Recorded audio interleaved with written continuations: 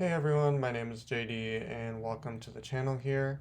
Today we are going to be discussing the NBA DFS slate for DraftKings for January 8th, 2024. Uh, to start things off, we're going to look at our injuries and see what we have going on in the world of NBA. So today, Jason Tatum has been ruled out, as well as LaMelo Ball is still out. Damian Lillard has been ruled out for the Bucks tonight as well, which is one of his first games, if not his first, that he has missed this season. Looks like Durant still has a questionable tag. He did play in his last game, it looks like. Um, he was he did play 36 minutes, but was on a minutes restriction. So it'll be I'm curious to see if he is ruled in today, how many minutes he does play, and if he does play that many minutes again. And if he's ruled out, then that'll open up some Phoenix value potentially, or other players for Phoenix to play. As you scroll down, looks like Jimmy Butler has been ruled out again for Miami. Nikola Vucevic still questionable.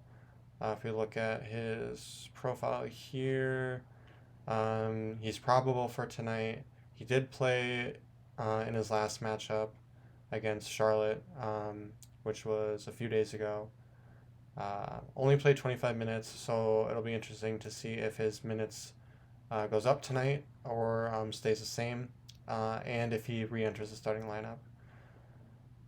Levine for the Bulls is also questionable. He was on a minutes restriction last time in this game, but he did play 30 minutes. So that is a good sign for him. So it'll be interesting to see if he also does move back in the starting lineup as well, because he did come off the bench last time. For the Hornets, Gordon Hayward, Mark Williams, and PJ Washington have been ruled out. So the power forward center depth for them is really weak tonight. For Houston, Tari Eason is out, as well as Dylan Brooks is out again down here. For Phoenix, Eric Gordon is questionable. He did not play in his last game, my bad. He did not play against the Grizzlies on Sunday. I am not sure if he practiced this morning or not, but they could have just been ruling him out his past game before the back-to-back. So it remains to be seen if he will be in tonight or not. Let's exit out of this. There we go. Cody Martin for the Hornets is questionable. He was a late addition to the report, so he might be more on the side of doubtful tonight, but it'll be interesting, or not interesting. It remains to be seen what happens with him, because if he is ruled out, that really puts Charlotte in a hole, and they need to turn to their bench. Caruso is also questionable, but he did play in his last game, as well as Bruce Brown. Bruce Brown is questionable tonight for Indiana, as well as Andrew Nembhard. Brown, I believe he played. Yeah, Brown played last game, he missed the game on Saturday against the Celtics, and is questionable again with his knee injury. He did miss 5 games earlier, at the end of December with his knee injury, so they could be cautious with him tonight. Andrew Nembhard has been dealing with a back injury. He has not played in 2 or 3 games, and if he continues to be out, McConnell will see 16 to 20 minutes a night, and has decent upside at with his usage on the court. Lowry has a Q tag, but is probable today. Patrick Williams is questionable. He was ruled out for his previous game, and he did not practice on Sunday. So I would say he is probably closer to doubtful than questionable, but no official word on him yet. For Boston, Sam Hauser has been ruled out tonight. So the forward depth for Boston with Tatum and Hauser will be thin. So it'll be interesting to see who picks up those minutes at the forward position for them. Bol Bol is questionable for Phoenix, but he's not really a player that has been playing a ton of minutes, especially with the return of Durant to the lineup. He shouldn't be targeted. Isaiah Jackson is questionable for Indiana, but he hasn't been playing a ton of minutes lately. And Crowder's still out for the Bucks, and Cameron Payne is out for Milwaukee tonight as well. So those are the major injuries for tonight. So yeah, let's break it down. So if we go to the first game of tonight, OKC and Washington. Washington has been atrocious this season, and with the return of some of their players who have been injured, the rotation will probably grow again, and minutes will be spread out more evenly. For OKC, if we're looking at their prices right here, I like Shea tonight at 10-4.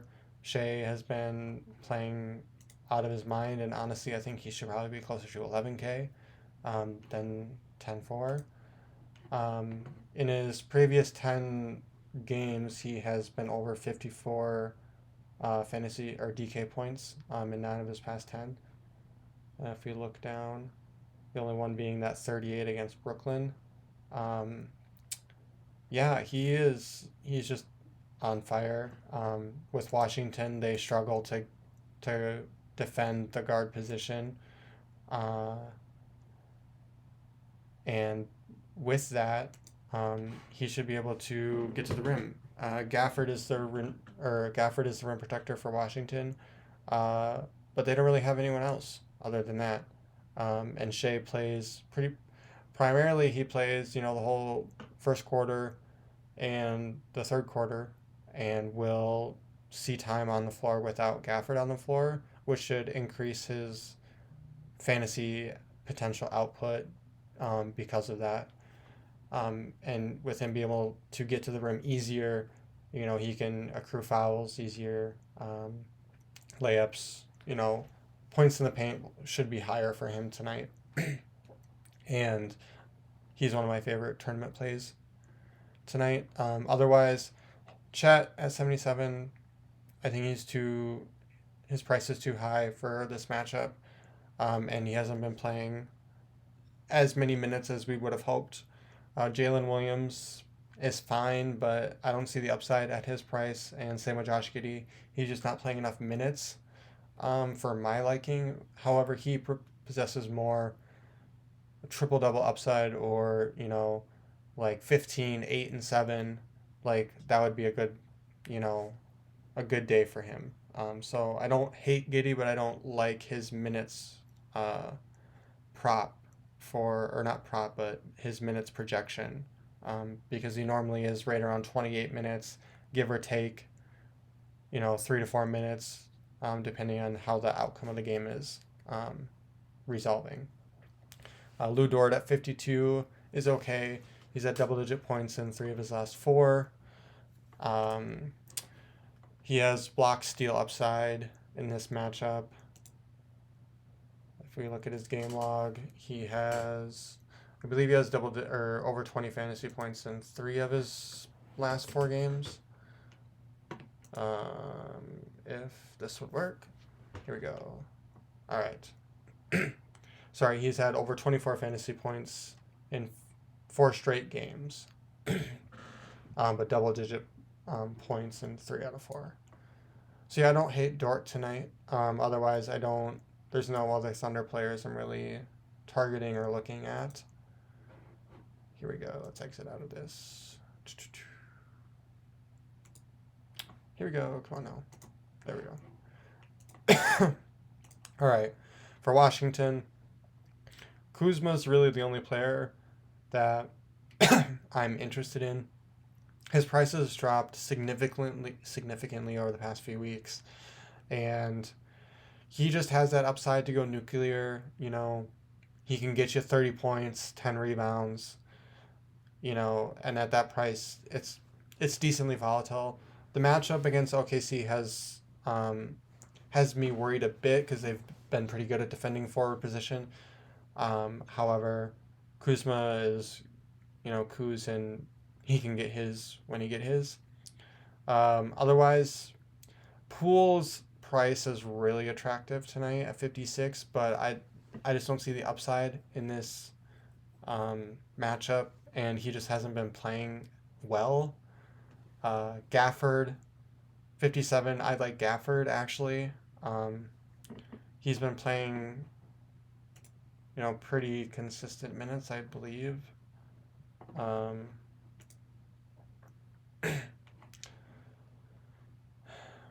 Yeah, Gafford's tough too. I guess I didn't realize how spotty his minutes have been, but I mean he's stronger than Chet, but Chet will probably pull him out behind the 3 point line. So I don't mind Gafford's matchup, but his minutes is aren't secure enough for me. Other than that, I don't really see anything from Washington I'm interested in. So I'm going to move over to the next matchup, which is Boston, Indiana. With Tatum out tonight, bump to Jalen, Porzingis, Derek White, Drew Holiday.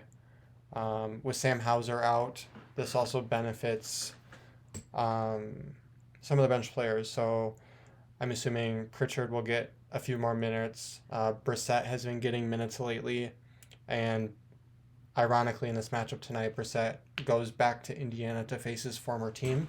So this could be a good spot for him in a revenge game, and he is cheap. He is 3,400.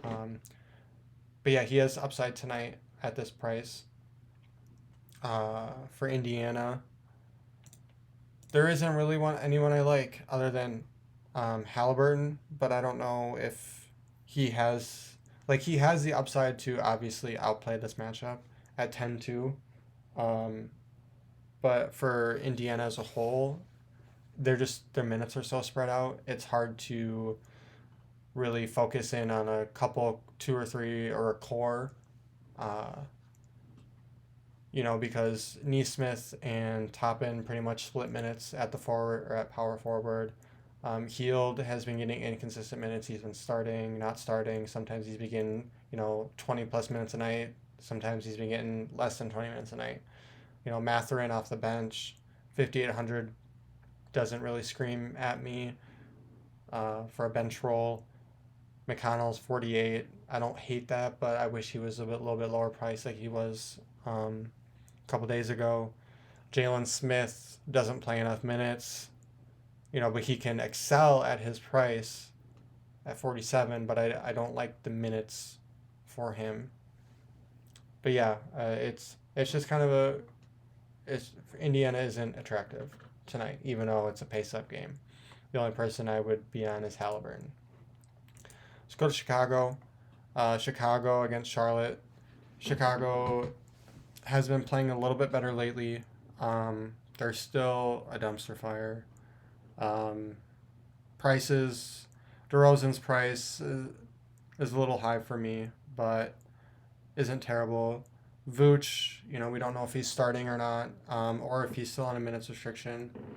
But he's excelled at this matchup. Charlotte just struggles to defend the center position, so I like him. Kobe White, 7,200. He's okay. I would probably prefer Levine for $200 less, and he'll probably shoot more or have higher usage. Drummond's 6,700. I don't know how many minutes he's going to play. I don't know if he's going to continue starting or not. If he continues to start against Richards and he plays 24 minutes, he might be able to get it done, but I don't necessarily love the price for him. Patrick Williams, I had said earlier, he's questionable, didn't play in his last game, didn't practice yesterday. He could be ruled out. Could open up some more minutes for, I think, Terry. Terry's been playing. Dalen Terry, yeah, he's been playing a few minutes here, there, 21, 18. I would assume it would open up some more minutes for him. Um, especially with Torrey Craig out. So he's another player that I'd potentially be interested in value if it got there. For Charlotte, with LaMelo Ball still out, Gordon Hayward and Mark Williams out as well, PJ Washington out.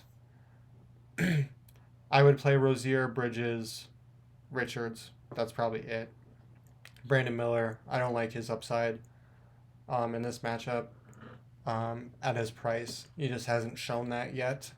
And specifically, Chicago is more of a wing team, coming off the wing with DeRozan, Levine, behind the 3-point line with White.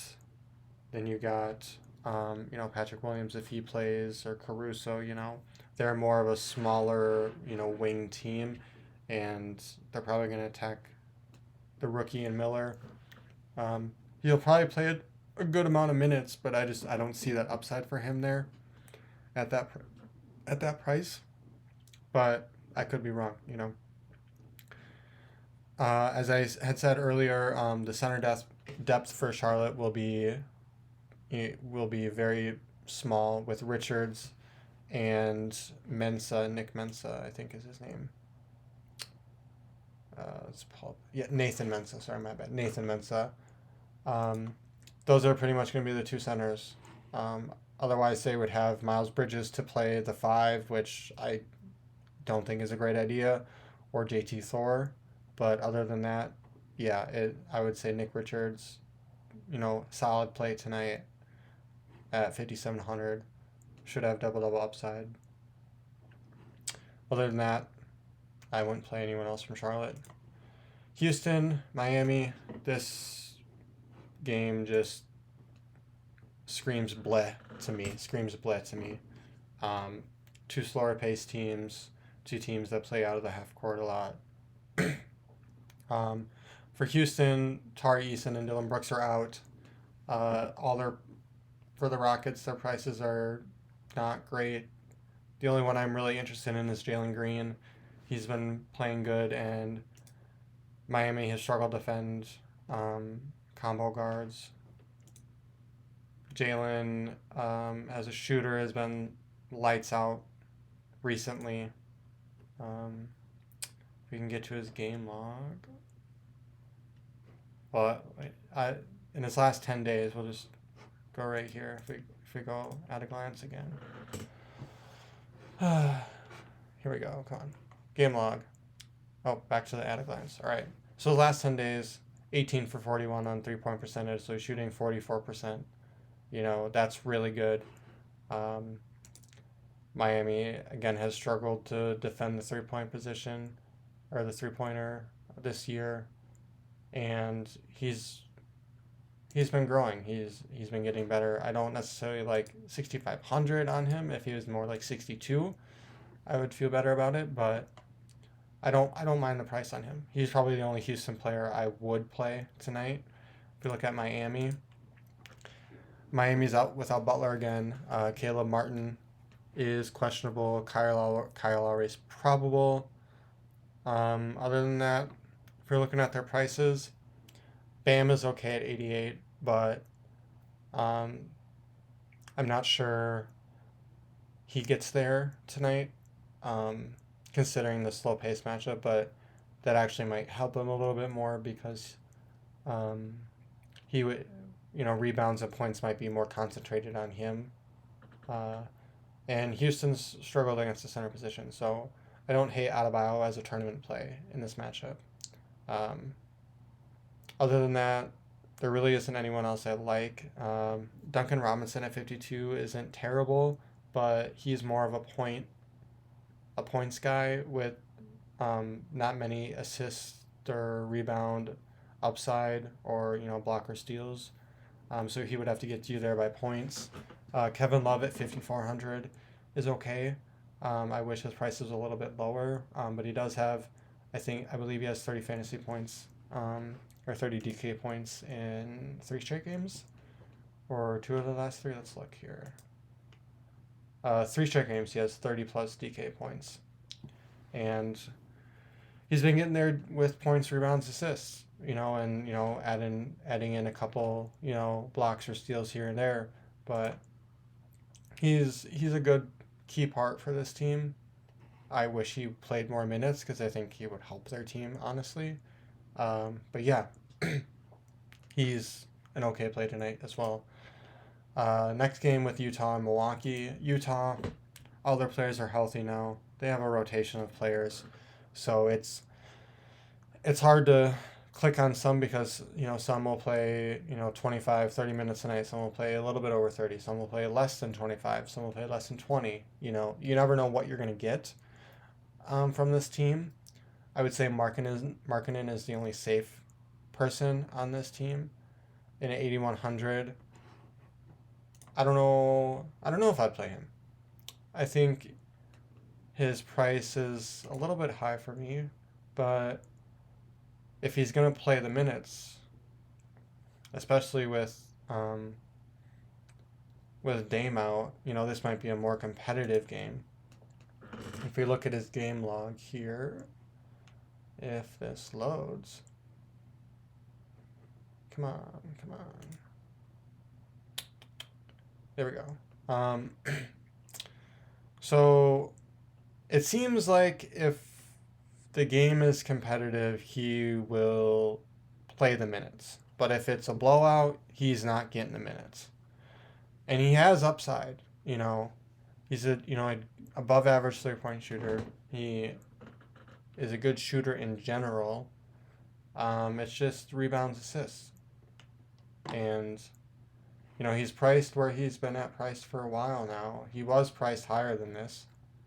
He has upside. He did go 33 and 13 against Philadelphia his last game. So he's probably not going to be guarded by Giannis. So I kind of like Markkanen tonight. I'm not sure how owned he will be, but I think for this game I like him at this price. Other Utah players, Clarkson's okay if he gets the minutes, but their guard, they've been rotating between Clarkson, Sexton, and George, with Dunn doing some point guard. And then you also got Horton Tucker. He hasn't been getting many minutes, but when you add up, when there's only 48 minutes a game and you have 4 or 5 people, there's going to be people that are going to have less minutes. So it's just a rotation with them. And nothing really sticks out. For Milwaukee, with Lillard, Crowder, and Payne out tonight, I like Giannis. I like Middleton at his price. I like Lopez at his price.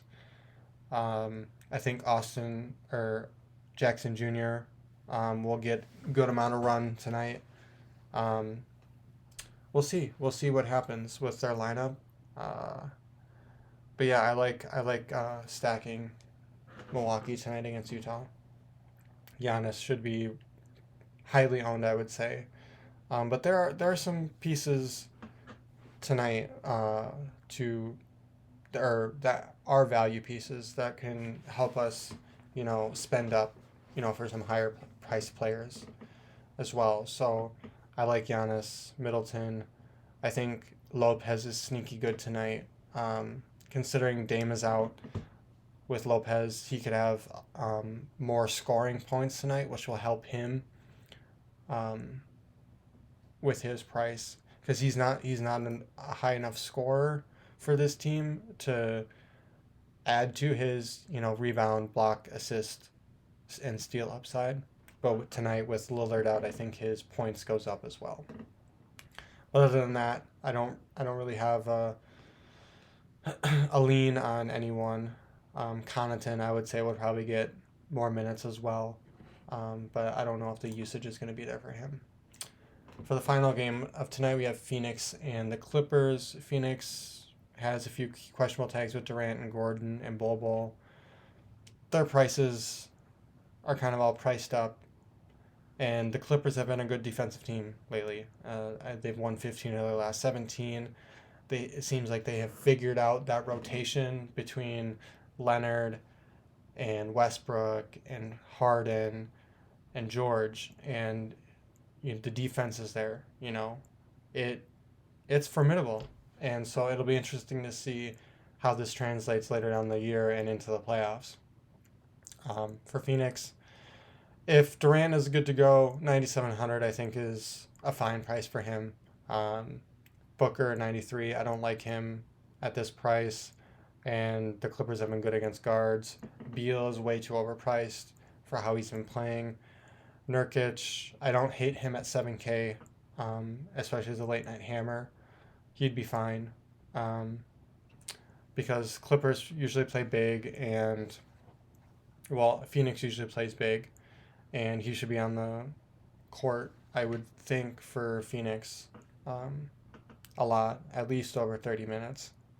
So I don't hate him, and the Clippers have a soft spot for centers. Otherwise, nothing really stands out. We move to the Clippers. None of their prices really stick out to me. They're all kind of priced up. If I had to choose someone, it would probably be Harden, considering that Phoenix doesn't guard the guard position well, or they don't defend the guard position well. However, 8,700 just seems a little bit much, considering the matchup with Leonard Harden, or considering the team with Leonard, Harden, George. If it was only two of them, that price might be a little bit more palpable. But either way, I think if I'm choosing one, it's probably Harden in this matchup. Overall, this 6-game slate it'll be good. I think the highest scoring player of the night is probably Giannis, but I think a lot of people think that as well. So it'll be a great night to see who comes out on top, and I hope you guys enjoy listening. Like and follow, or like and subscribe for more content. I'm excited to keep putting out stuff for the future. So yeah, thank you for watching, and I hope you guys have a good rest of your evening.